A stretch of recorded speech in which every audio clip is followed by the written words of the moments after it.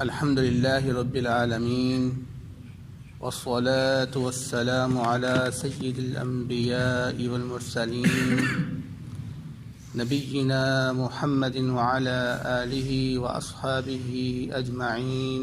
أما بعد، أعوذ بالله السميع العليم من الشيطان الرجيم. بسم الله الرحمن الرحيم. وَإِذَا مَا أُنزِلَتْ سُورَةٌ، اور جب بھی کوئی صورت نازل کی جاتی، فَمِنْهُمْ مَنْ يَقُولُ، بس ان میں سے کچھ ایسے لوگ تھے جو کہتے، أَيُّكُمْ زَادَتْهُ هَٰذِهِ إِيمَانًا، کہ اس نے تم میں سے کس کے ایمان کو زیادہ کیا ہے. فَأَمَّا الَّذِينَ آمَنُوا، پس رہے وہ لوگ جو ایمان لے کر آئے ہیں، فَزَادَتْهُمْ إِيمَانًا، پس اس نے ان کے ایمان کو زیادہ کیا ہے. وَهُمْ يَسْتَبْشِرُونَ، اور وہ اس پہ بہت زیادہ خوش ہیں.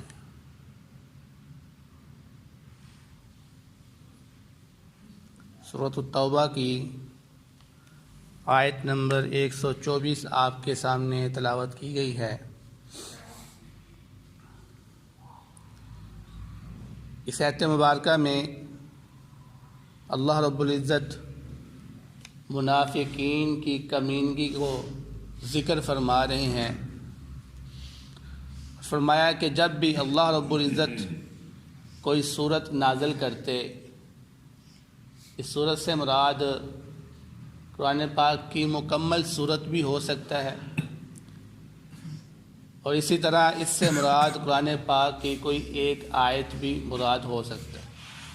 یعنی جب بھی قرآن نازل ہوتا تو وہ منافقین مسلمانوں کو مذاق کرتے ہوئے کہتے کہ ہمیں بتاؤ تم میں سے کس کا ایمان زیادہ ہوا ہے. اور آپ حضرات جانتے ہیں کہ سورۃ انفال کے اندر اللہ رب العزت نے مومنوں کی صفات ذکر کرتے ہوئے بیان فرمایا ہے کہ وَإِذَا تُلِيَتْ عَلَيْهِمْ آيَاتُهُ زَادَتْهُمْ إِيمَانًا، کہ جب ان کے اوپر قرآن کی آیات کی تلاوت کی جاتی ہے تو ان کا ایمان زیادہ ہو جاتا ہے. تو اللہ رب العزت یہاں پر یہی بیان فرما رہے ہیں کہ فَأَمَّا الَّذِينَ آمَنُوا فَزَادَتْهُمْ إِيمَانًا، کہ وہ لوگ جو ایمان لے کر آئے ہیں اللہ رب العزت ان کے ایمان کو زیادہ کرتا ہے، نہ کہ منافقین کے ایمان کو زیادہ.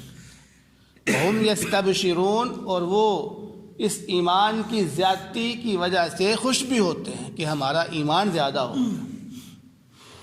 وَأَمَّا الَّذِينَ فِي قُلُوبِهِمْ مَرَضٌ، رہے وہ لوگ جن کے دلوں کے اندر بیماری ہے، فَزَادَتْهُمْ رِجْسًا إِلَىٰ رِجْسِهِمْ، تو وہ ان کو گندگی میں زیادہ کرتا ہے، مزید گندگی کی طرف. وَمَاتُوا وَهُمْ كَافِرُونَ، اور وہ فوت ہوتے ہیں اس حال میں کہ وہ کافر ہوتے ہیں. تو یہاں پر اللہ رب العزت منافق کی حالت اور مومن کی حالت کو بیان فرما رہے ہیں. اور اس کی مثال آپ اسی طرح سمجھ لیں کہ جس طرح ایک اچھا کھانا ہوتا ہے، اچھا کھانا اگر صحت مند انسان کھائے تو اس کو وہ فائدہ دیتا ہے، اس کو طاقت پہنچاتا ہے. وہی اچھا کھانا اگر کوئی بیمار شخص کھائے جس کا معدہ کام نہیں کر رہا تو وہ کھانا اس کے لیے مزید بیماری کا سبب بنتا ہے. اب کھانا تو اچھا ہے لیکن اس کو کھانے والے دو الگ قسم کے لوگ ہیں، ایک اچھے معدے والا ہے اور ایک کمزور معدے والا ہے. تو اچھے معدے والا اس کو کھائے گا تو اس کو فائدہ پہنچے گا، اور کمزور معدے والا اس کو کھائے گا تو وہ اس کو نقصان پہنچائے گا. تو یہی مثال قرآن پاک کی ہے. قرآن پاک بڑی اچھی چیز ہے، برکت والا ہے یہ قرآن. اگر اس کو مومن سنتا ہے، اپنے دل میں اتارتا ہے تو مومن کو فائدہ ہوتا ہے، اس کا ایمان زیادہ ہوتا ہے. لیکن اگر اس کو منافق سنتا ہے تو اس کو فائدہ نہیں ہوتا بلکہ اس کے نفاق اور کفر میں اور زیادتی ہوتی ہے. اس کی مثال آپ یوں بھی دے سکتے ہیں کہ بیج ہوتا ہے، بیج جتنا مرضی آپ عمدہ بیج اور اعلیٰ بیج آپ لے کر آ جائیں، جب تک زمین اچھی نہیں ہوتی تب تک آپ کو وہ فائدہ نہیں دیتا۔ تو یہی اس کی مثال ہے کہ قرآن اپنی مثال آپ ہے، لیکن جس دل میں یہ اترتا ہے وہ دل اگر اچھا نہ ہو تو یہ فائدہ نہیں دے گا۔ تو دل آپ کا اگر نفاق سے بھرا ہوا ہے، کفر سے بھرا ہوا ہے، تو یہ آپ کو نقصان دے گا۔ یہ اگر آپ کا دل ایمان والا ہے تو یہ آپ کو فائدہ دے گا۔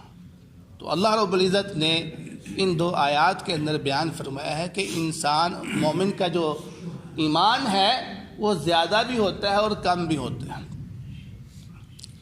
تو امام بخاری رحمہ اللہ نے اپنی کتاب کے اندر کتاب الایمان میں قرآن پاک کی تقریباً 8 آیات کو ذکر کیا اور اس کے ساتھ کئی احادیث کو ذکر کیا ہے، جس سے یہ ثابت ہوتا ہے کہ الایمان یزید و ینقص، کہ مسلمان کا جو ایمان ہے وہ زیادہ بھی ہوتا ہے اور کم بھی ہوتا ہے۔ یعنی تمام مسلمانوں کا ایمان برابر نہیں ہے، یعنی ہر بندے کا اپنا اپنا ایمان ہے، کسی کے اندر زیادہ ہے اور کسی کے اندر کم ہے۔ جب وہ نیکی کرتا ہے تو اس کا ایمان زیادہ ہو جاتا ہے، اور جب وہ گناہ کرتا ہے تو اس کا ایمان کم ہو جاتا ہے یا اس کے دل سے ایمان ہی نکل جاتا ہے، جیسا کہ بعض احادیث میں آتا ہے کہ جب انسان گناہ کا کام کرتا ہے تو یہ ایمان اس کے دل سے نکل جاتا ہے، کیونکہ ایمان اور کفر انسان کے دل میں اکٹھا نہیں رہ سکتے۔ تو یہاں سے یہ ثابت ہوتا ہے کہ اس کی حالت بدلتی رہتی ہے۔ لیکن بعض ہمارے ایسے لوگ ہیں یا علماء ہیں جو یہ کہتے ہیں کہ ایمان بدلتا نہیں ہے، ہر انسان کا ایمان برابر ہے۔ وہ کہتے ہیں کہ ابوبکر صدیق رضی اللہ تعالیٰ عنہ کا ایمان اور ہمارا ایمان برابر ہے، اسی طرح حضرت جبریل علیہ السلام کا ایمان اور ہمارا ایمان بھی برابر ہے۔ تو ایسی بات نہیں ہے۔ آپ اندازہ کریں کہ ابوبکر صدیق رضی اللہ تعالیٰ عنہ کو جب نبی کریم صلی اللہ علیہ وسلم نے فنڈ کا اعلان کیا تھا تو کیا کیا انہوں نے؟ اپنے گھر سے سب کچھ اٹھا کر لے کے اللہ کے نبی کے سامنے پیش کر دیا۔ اللہ کے نبی صلی اللہ علیہ وسلم نے فرمایا ابوبکر صدیق گھر میں کیا چھوڑ کر آئے ہو؟ فرمایا اللہ کے رسول گھر میں اللہ اس کے رسول کی محبت چھوڑ کے آیا ہوں، باقی جو کچھ بھی تھا سب کچھ لے کر آ گیا۔ اب آپ اندازہ کریں اگر ہم میں سے کسی کو کہا جائے کہ مدرسے کے لیے فنڈ لے کر آؤ تو کیا ہم ایسے کریں گے؟ ہم نہیں کریں گے۔ گھر کا سارا سامان تو دور کی بات، ہم تو 1000 روپیہ دینے کے لیے تیار نہیں ہوتے، تو پھر ہم کیسے کہہ سکتے ہیں کہ ہمارا ایمان ابوبکر رضی اللہ تعالیٰ عنہ کے ایمان کے برابر؟ وہ تو اپنی جان ہر ٹائم جہاد کے لیے پیش کرے ہوئے تھے۔ آج اگر ہم کو کوئی کہہ دے کہ چلو جہاد پہ چلیں تو کیا ہم فوراً تیار ہو جائیں گے؟ نہیں، ہمیں 100 بہانے یاد آ جاتے ہیں کہ میں نے تو ابھی فلانا کام کرنا ہے، میں نے تو ابھی زندہ رہنا ہے، میرے تو بچے ابھی چھوٹے ہیں، میں نے تو ابھی ان کی شادی کرنی ہے، تم مجھے کہاں لے کے جا رہے ہو؟ نہیں میں نہیں جا سکتا وہ۔ تو کیا ہمارا ایمان ابوبکر صدیق رضی اللہ تعالیٰ عنہ کے ایمان کے برابر ہے؟ نہیں، ہرگز نہیں۔ تو ایمان زیادہ ہوتا رہتا ہے اور ایمان کم ہوتا رہتا ہے۔ نیکی کی طرف جائیں گے آپ کا ایمان زیادہ ہوگا، برائی کی طرف جائیں گے آپ کا ایمان کم ہوگا۔ ایمان زیادہ ہونے کا مطلب کیا ہے؟ اس کی کیفیت کو آپ خود محسوس کر سکتے ہیں کہ جب آپ قرآن پاک کی جب کچھ تلاوت سنتے ہیں، جب آپ کوئی قصہ سنتے ہیں ایمان افروز، تو آپ کا کیا کرتا ہے؟ آپ کا دل بڑا جو ہے نا وہ کرتا ہے کہ یار میں بھی ایسا کروں، یار میں بھی یہ نیکی کروں تو کیا ہی بات ہے۔ تو یہ جو آپ کے اندر جوش پیدا ہوتا ہے نا، یہ کیفیت ہے ایمان کے زیادہ ہونے کی۔ اسی کو کہتے ہیں کہ اس کا ایمان زیادہ ہو رہا ہے۔ لیکن جیسے ہی آپ اس مجلس سے اٹھ کر گھر جاتے ہیں، دنیا داری میں مصروف ہو جاتے ہیں، تو وہ جوش آپ کا کم ہوتا جاتا ہے۔ کیوں؟ کیونکہ اب آپ دنیا داری میں لگ گئے ہیں، تو آپ کا ایمان کم ہو رہا ہے۔ دین کی طرف آتے ہیں تو ایمان زیادہ ہوتا ہے، جوش آتا ہے آپ کے دل میں پیدا ہوتا ہے کہ میں بھی ایسا کروں، میں کیوں نہیں ایسا کرتا، میں بھی نیک بنوں، اللہ رب العزت مجھے بھی ایسا بنا دے، مجھ پہ بھی اللہ اپنی نعمتیں نازل فرمائے۔ تو یہ کیفیت ہی ایمان کے زیادہ ہونے کی کیفیت ہے، جس کو اللہ رب العزت یہاں پر بیان فرما رہے ہیں۔ اور آگے فرمایا اولا یرون انہم یفتنون فی کل عام مرۃ او مرتین، کیا وہ نہیں دیکھتے کہ بے شک وہ سال میں 1 مرتبہ یا 2 مرتبہ آزمائش میں ڈالے جاتے ہیں. یعنی ان منافقین کا حال ہی بیان کیا جا رہا ہے کہ ان منافقین کو سال کے اندر اللہ رب العزت 1 یا 2 مرتبہ آزمائش میں لازمی ڈالتا ہے. اب یہ آزمائش کون سی آزمائش ہے؟ اس سے مراد جنگ بھی ہو سکتی ہے، کیونکہ منافق جنگ میں نہیں جاتے تھے. تو سال میں 1 یا 2 مرتبہ جنگ کا موقع پیش ہو جاتا تھا. تو جب بھی جنگ کی آیات نازل ہوتی یا نبی صلی اللہ علیہ وسلم جنگ کا حکم دیتے تو ان کے لیے آزمائش بن جاتی تھی کہ اب ہم کیا کریں، کون سا بہانہ لگائیں، کون سی جھوٹی قسمیں اٹھائیں کہ جس کی وجہ سے ہم جہاد پہ نہ جا سکیں.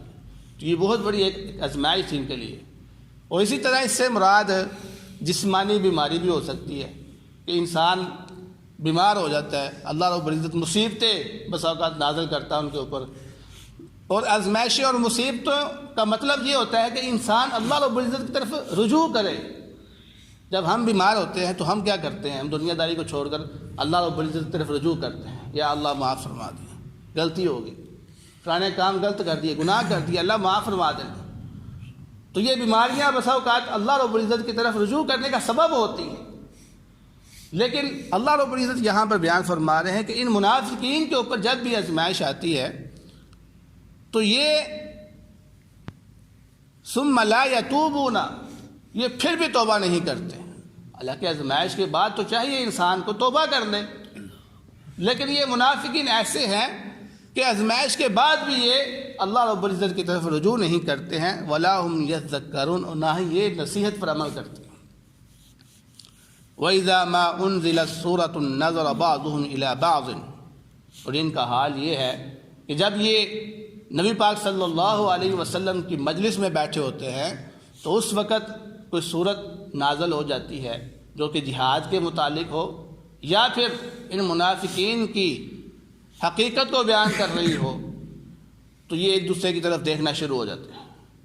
نظر بعضهم الى بعض هل يراكم من احد، کیا ہمیں کوئی دیکھ تو نہیں رہا. ثم انصرفوا، پھر وہاں سے وہ کھسک جاتے ہیں، بھاگ جاتے ہیں. کیوں؟ کیونکہ آپ اگر مجلس میں بیٹھے رہیں گے تو ان کی تذلیل ہوتی رہے گی، وہ رسوا ہوتے رہیں گے. اللہ رب العزت ان منافقین کی حقیقت کو بیان کر رہے ہیں، اور جب وہ اپنے کارنامے خود وہ سنیں گے کہ دیکھو اللہ رب العزت نے وحی بنا کر ہمارے کارناموں کو واضح کر دیا ہے، تو وہ شرمندہ ہوں گے. اس لیے وہ کوشش کرتے ہیں پھر اس مجلس سے نکل جائیں. اور اگر جہاد کے بارے میں نازل ہوئی ہے تو پھر وہ اس میں شرکت نہیں کر سکتے، اس لیے وہ کوشش کرتے ہیں کہ ہم یہاں سے نکل جائیں تاکہ ہم جہاد کے لیے کوئی وعدہ نہ کر سکیں اللہ کے نبی صلی اللہ علیہ وسلم کے ساتھ. فرمایا صرف اللہ قلوبہم، حقیقت یہ ہے کہ اللہ رب العزت نے ان کے دلوں کو پھیر دیا بِأَنَّهُمْ قَوْمٌ لَا يَفْقَهُونَ، اس وجہ سے کہ وہ ایسی قوم ہے جو سمجھتی نہیں ہے.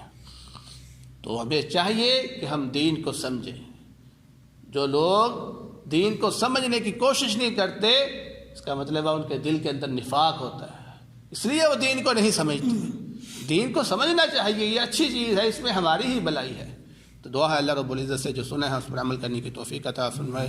بہترین صدقہ جاریہ حاصل کرنے کے لیے اس ویڈیو کو لائک، کمنٹ اور شیئر کرنا مت بھولیں.